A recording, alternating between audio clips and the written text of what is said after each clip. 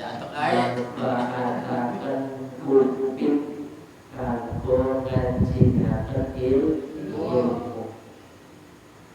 Mudah-mudahan secuil ilmu bisa bermanfaat kanggo awak lan panjenengan sedherek. Waqala Nabi sallallahu alaihi wasallam,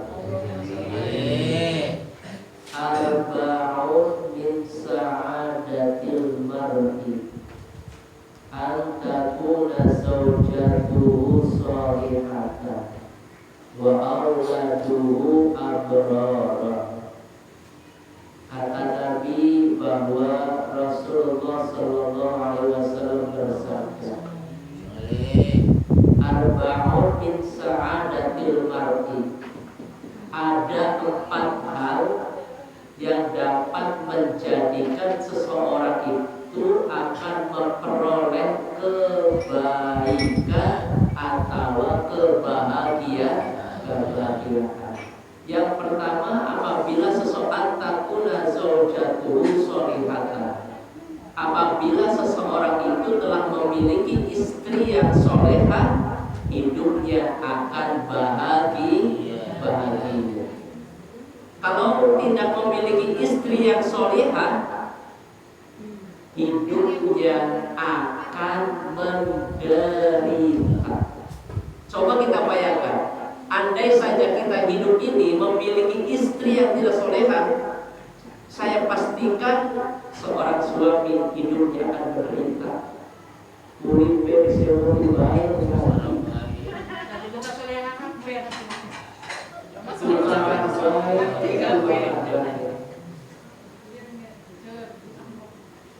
rumah seharusnya kayak surga, di situ rumah serasa kayak neraka, panas lagi di rumah, kayak masih penting kali saja balik rumah.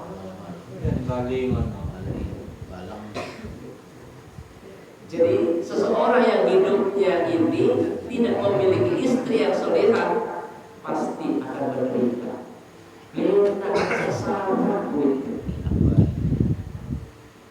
Serasa rumah ini bagaikan neraka. Seharusnya rumah tangga ini diciptakan sebagai surga. Kisi kayak neraka. Makanya istri yang solehah menjadi jaminan kebahagiaan dalam hidup seseorang. Yang kedua, wa auladuhu abrar. Seseorang apabila memiliki anak-anak yang baik, dipastikan orang tuanya akan merasa bahagia. Bayangkan kalau seseorang orang tua itu memiliki anak yang durhaka, sengsara, menderita. Wong tuane duwe sawah didol sawah, wong tuane duwe motor didol motore depan, wong tuane lagi adem-adem enak-enak bae anaknya sih gawe masalah, wong tuane gawe masalah. Jadi anak yang abrar, anak yang baik-baik itu akan menciptakan kehidupannya menjadi bahagia. Senang itu anak baik-baik, bahagia waktu. Tapi lalu kita duenin anak, mohon maaf, anaknya dari maling, anaknya tukang bulat, anaknya tukang gawe masalah, wong tua sing blena, sing sengsara, wong tua meluan. Ini fakta kalau kita berubah, kalau kita balikkan seperti itu. Kalau kita balikkan, makanya anak yang baik-baik ini bisa membawa kebahagiaan bagi kehidupan kita. Ini sebagaimana yang sudah disampaikan oleh baginda Nabi Muhammad sallallahu alaihi wasallam. Jadi bahagia ya, bahkan dengan anak baik pasti bahagia.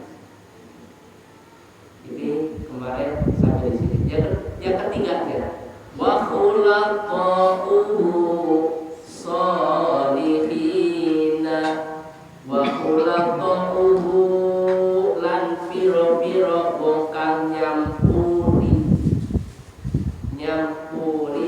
ing wong ing awak-awakan, nyampuri ing awak-awakan iku solihina piro-piro wong kang soleh, iku solihina piro-piro wong kang soleh. Wa khulaqahu solihina, ini bahwa kantornya pada angkakuna. Wa angkakuna khulaqahu solihina, obatnya solihina. Bagian yang ketiga, apabila seseorang ini ingin hidupnya menjadi orang yang bahagia, wa khulaqahu solihina, yaitu wa khulaqahu nyampuri, artinya berteman, bergaul dengan orang-orang yang solih. Wong pengen uripe bahagia, wong pengen uripe nikmat, salah satunya kita harus bergaul dengan orang-orang yang solih. Bature karo wong sing ngibadah kegawa melu ibadah. Bature karo wong sing baik, wong sing bagus, kegawa baik lan bagus. Ini tergantung kita berteman dengan siapa. Disitulah akan menjadikan diri kita akan sama seperti orang yang kita temani. Jadi berteman, bersahabat, bergaul dengan orang yang soleh, maka kita pun akan terbawa dengan seseorang yang kita gauli. Maka penting sekali bergaul dengan orang yang soleh. Seorang soleh, gambarannya contoh baturannya karo kiai mampu, baturannya karo maling mampu.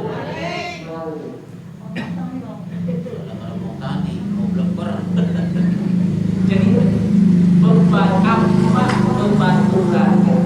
bebaturannya itu bisa wujudaken dadi ibadah dewe. Makanya kalau kita bergaul dengan orang yang soleh, tanda kutip di dalamnya adalah orang-orang yang beriman. Bergaul kalau orang beriman, dirinya juga akan bisa menjadi orang yang beriman. Salah satu gambaran dari orang yang soleh ini, yang pertama ciri-cirinya orang yang soleh adalah cinta kepada Allah Subhanahu wa Ta'ala. Bukti cinta kepada Allah di sini, dia senantiasa berzikir kepada Allah Subhanahu wa Ta'ala. Karena saking demennya karo Gusti Allah, di dalam dirinya selalu mengingat akan hadirannya Allah, seolah-olah Allah selalu mengawasi diri kita. Demen Gusti Allah. Yang kedua, bagian daripada ciri-ciri orang yang soleh adalah cinta kepada Rasulullah Nabi Muhammad Sallallahu Alaihi Wasallam. Senang sholawatan, itu bukti cinta kepada Rasul. Cinta kepada Allah dengan berzikir, cinta kepada Rasul dengan membaca sholawat. Semakin banyak mengingatnya, ini sebagai tanda cintanya seseorang. Maka kita sebagai bukti cinta kita kepada Allah dan Rasul, ini bentuk daripada salah satu ciri seseorang yang solih. Adapun tanda daripada kesolehan seseorang itu diantaranya adalah cinta Al-Quran. Wong soleh itu senang baca Al-Quran. jelas iku tandane wong salih. Macae ana sing karo mata, ana sing macae karo awak. Yang namanya membaca itu diucapkan dengan lisan. Al-Qur'annya ya dari surat Al-Fatihah hingga sampai surat An-Nas itu merupakan ayat-ayat Al-Qur'an. Orang mesti baca dari Al-Qur'annya itu sendiri. Dengan cara melihat membaca surat Al-Fatihah atau surat yang paling pendek Al-Kautsar itu juga daripada pembacaan Al-Qur'an. Maca dulu baik orang iku wong saleh itu ciri-ciri seneng baca Al-Qur'an. Minimal ya sedina seayat baca Al-Qur'an. Bukan orang bisa seayat ya paduan wong tahlilan belum baca Al-Qur'an. Wong tahlilan itu kursus kan Pak? Kursus membaca Al-Qur'an. Padahal dewek orang bisa baca, tapi karena melu-melu baca dan dine bisa baca Al-Qur'an. Padahal lamun dene Al-Qur'an bisa baca. Masa jalan Pak?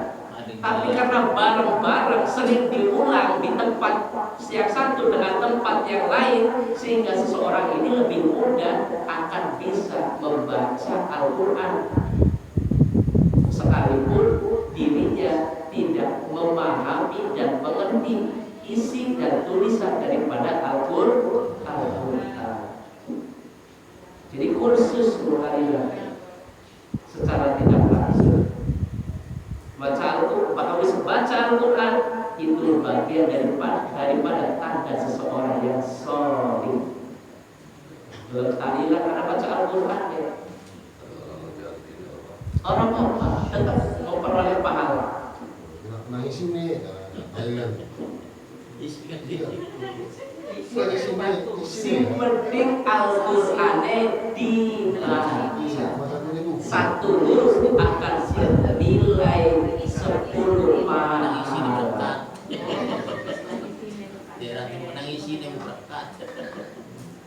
Kali berkatnya sih mohon maaf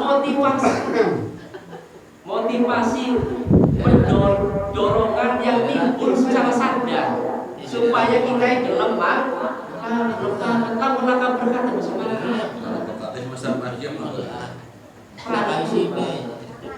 belajar tangis. Tapi sing berkat madani jadi pendor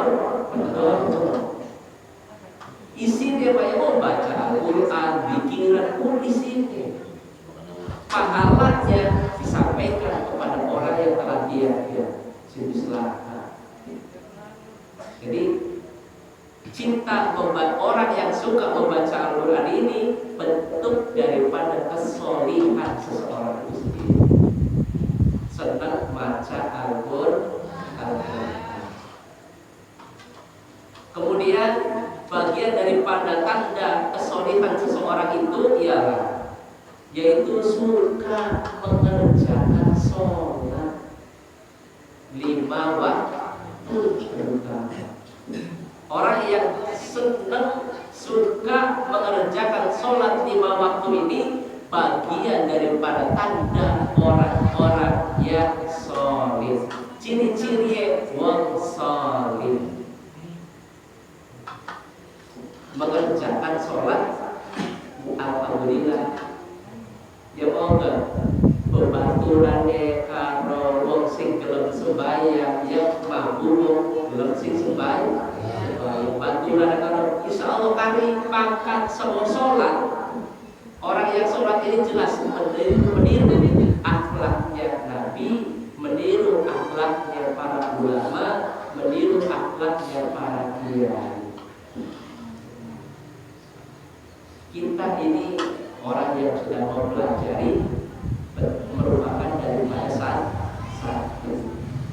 Ini orang yang mengerjakan sholat ini termasuk daripada ciri-ciri orang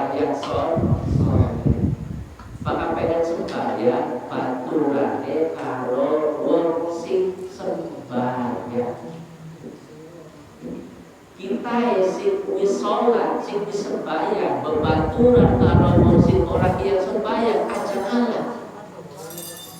Aja kalah kira-kira wong sing ora sembahyang kegawani kita. Kita aja kegawani kan sing ora yang sembahyang. Justru ini akan menjerumuskan diri kita kepada mereka. Kira-kira kita sing wis sholat bisa narik bature sing durung gelem lakoni sholat. Ini mengerjakan sholat ciri daripada orang yang soleh. Yang selanjutnya bagian daripada ciri orang yang soleh ialah suka datang ke masjid atau mushola. Wong sing seneng tekan di masjid, tekan di mushola untuk melaksanakan ibadah secara berjamaah, jelas mereka ini termasuk orang-orang yang soleh.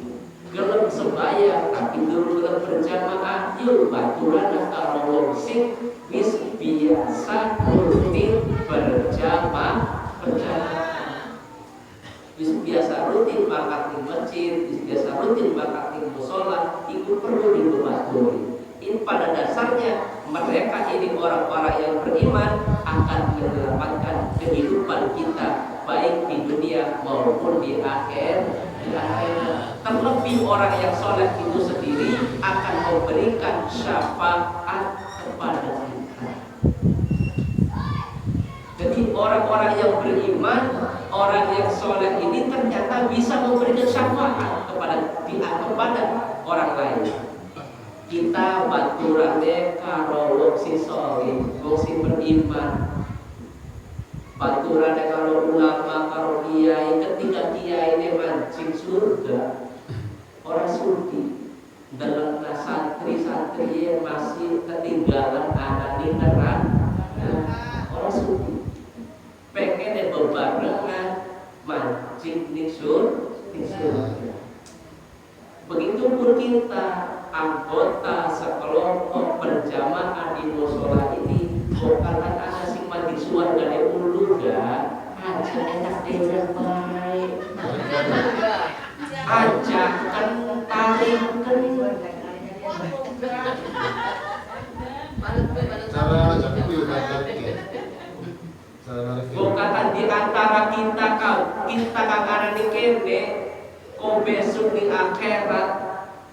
Misalkan salah satu di antara kita ini ada 10 mati surga nih, sedangkan baru si A, si B masih dikorbankan taringkan.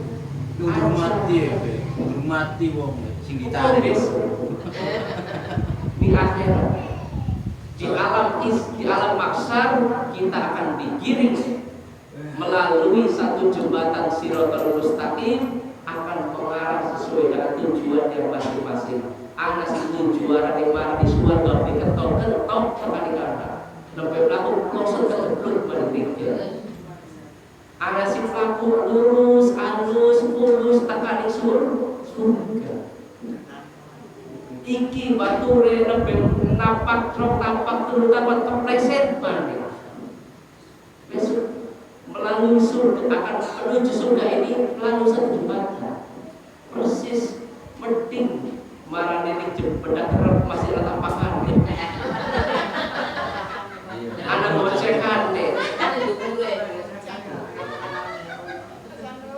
nyebrang di kali nyebrangnya di geni di sore geni anak tampakan di laka uangnya seperti lembut uangnya. Si amalnya bagus uangnya katanya gede, si amalnya gede, si uangnya katanya lembut.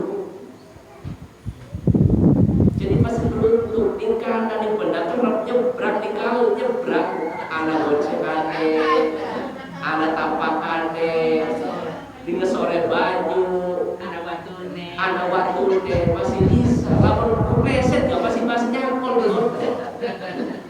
Orang antum kawan. Jadi ya masyarakat tahu.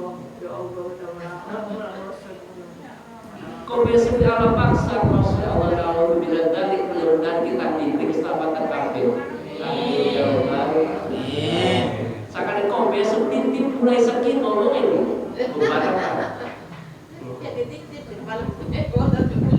Ya titip siaran kene kabeh banget. Belum tentu awak kenapa di surga, belum tentu. Bukan bayang lawan wasil yang ngaji bareng si anu kali gak ada ulu makan mati surga deh. Kali ajakan aja selamat dew. Kanjeng Nabi ngomong dikelep baca mati surga. Sedulur umatnya pada pancing surga. Jaminan dunia akhirat kanjeng Nabi kalau umatnya. Orang enak dewek, orang karep dewek, tetap seseorang yang akan menjadi jaminan utama bagi dirinya adalah umatnya. Umatku. Macam ngomong kita lu beda. Kira-kira umatku ini benar-benar diselamatkan baik di dunia maupun di akhir. Ini cuma Nabi baik sengsara nyebarkan agama Islam. Kita tinggal menikmati ajaran Rasulullah Nabi Muhammad sallallahu alaihi wasallam. Makanya cuma batur sing bisa gawa keselamatan ning awak kula tanpa jenazah sedaya kabeh. Baturan karo sapa? Ya karo wong saleh. Insyaallah uripe bahagia. Baturan karo maling keseret-seret dadi maling. Baturan karo kiai, insya Allah mampu kiai. Kiai ini sing pelaku sorbane kandungan santri. Begitu pelaku kiai ini maning buri santri kok ngarep sing salam santri ini sing sorban. Padahal pak kiai ini buri. Karena sorban sak kiai ini ditaruh nih di santri ini. Sing disalami kiai apa santri sorban? Santri ini sing sorban. Ini bentuk daripada seseorang yang sering bergaul karo kiai. Ini gawat sorban. Santro pikir sorban nyakol digaul deh. Laku santri kan ngawal karo. Enggak sorban karo. Si disalam di sini ya santri ini si disalam. Si ada sorban. Silakan sorban ya biasa banget. Begitu dipanggil si anu kami persilakan si najak sorban sorban mau lah. Kita sama kalau udah sorban. Eling mampu kiai. Kiai ini makan berkat, santri ini beli makan.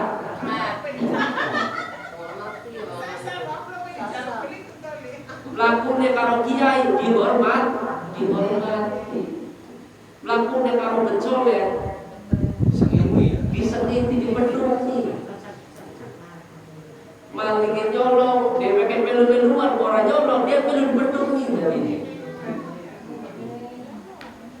Jadi inilah bentuk bergaul dengan orang yang soleh, kita akan memperoleh kebahagiaan.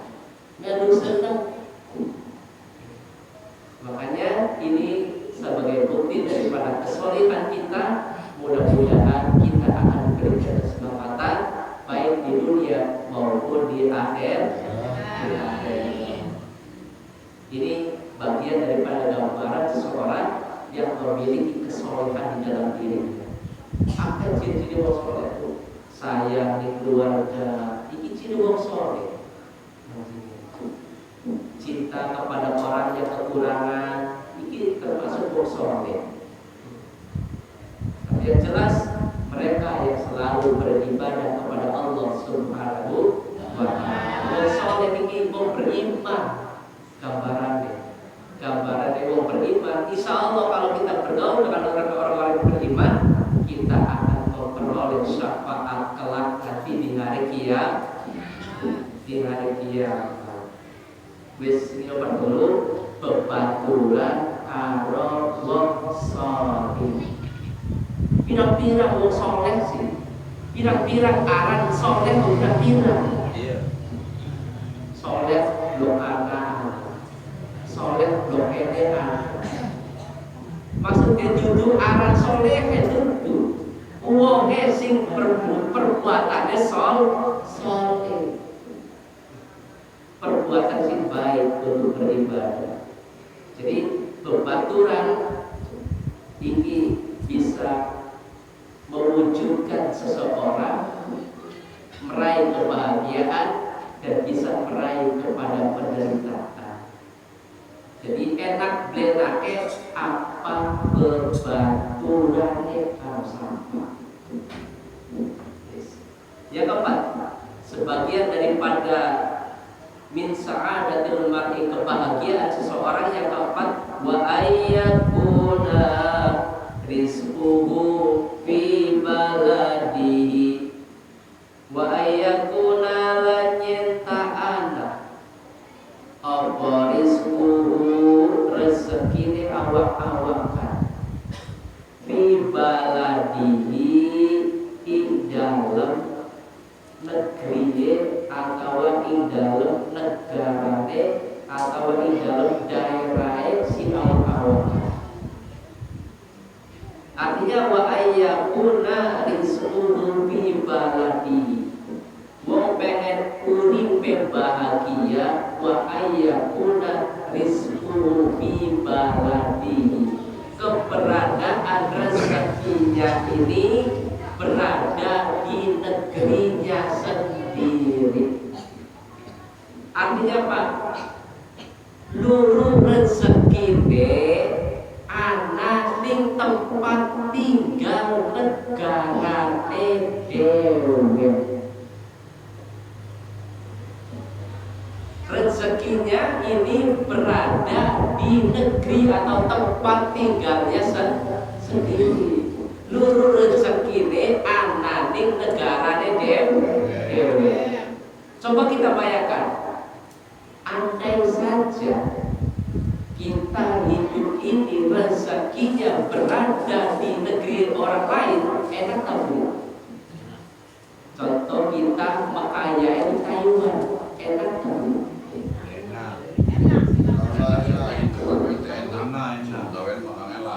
Menggaul kita mencari rezekinya sampai ke negeri Taiwan, Jepang, Korea, Hongkong.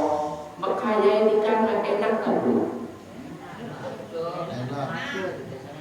Pernah bisa semua.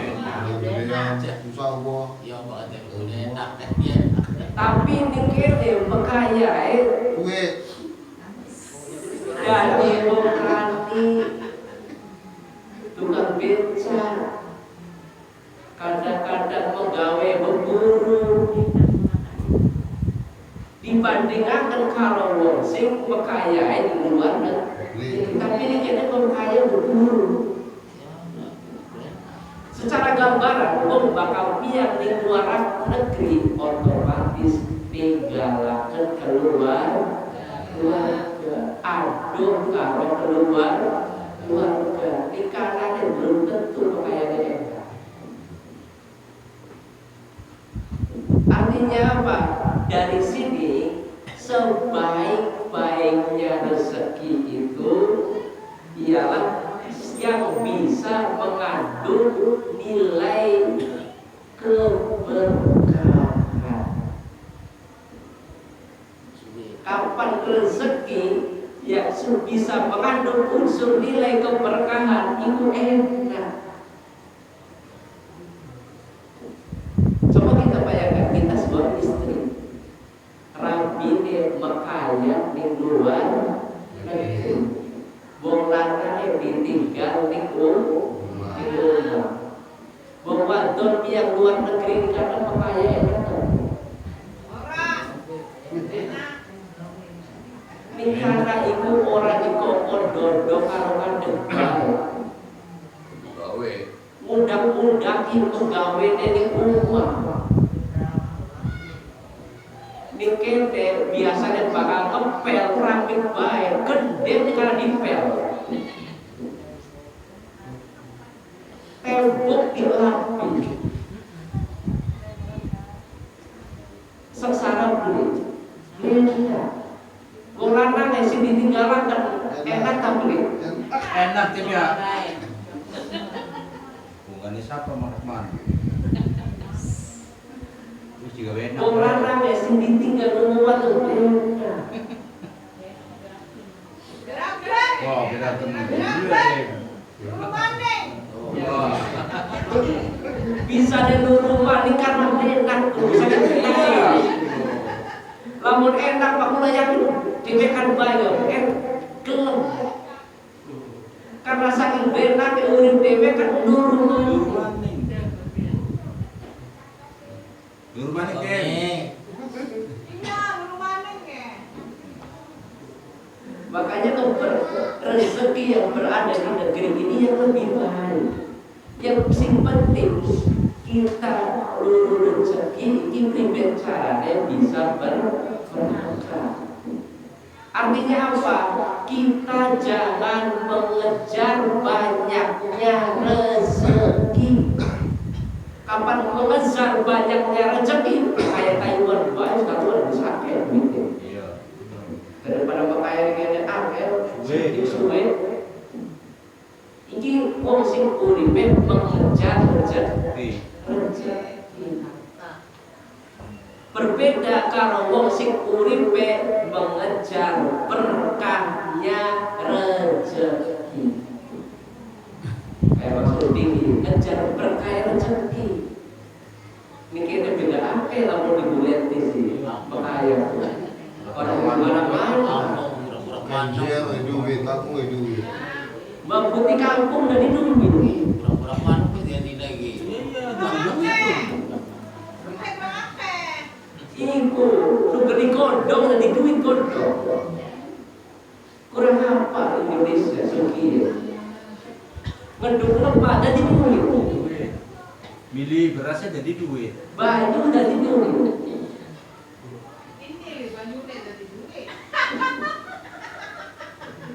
Wis pokoknya kalau kita pandai mengelola rezeki yang ada di negeri kita,